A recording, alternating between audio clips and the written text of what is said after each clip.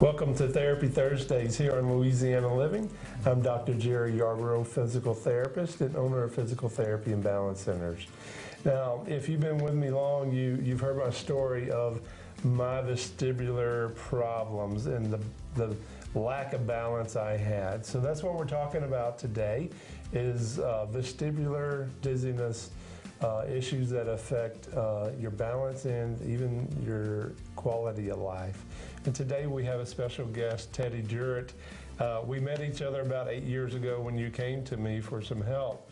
So I would like for you to share with our audience just your story, okay? Kind of what happened to you. Yeah, so it was about 8 years ago, like you said, and I'd had surgery a year prior from a car wreck that I was in, a really bad car wreck, and hit the steering wheel, the airbag didn't come out, and it just seemed to trigger immediate symptoms in the way of off balance, dizziness, vertigo, and so went to several doctors over a span of from about 2002 to probably 2012, and just could not get really any definitive answer on what was going on, and really struggled. I was in school part-time through the first part of that, and was having full-blown vertigo episodes that were pretty rough. They would last about 12 hours.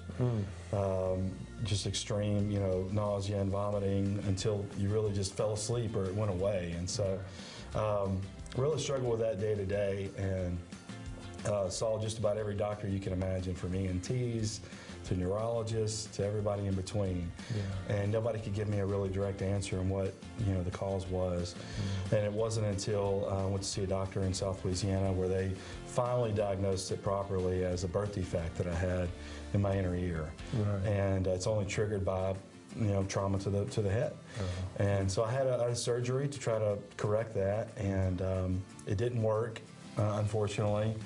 And so for about a year after that, I struggled with daily symptoms of vertigo and dizziness and nausea.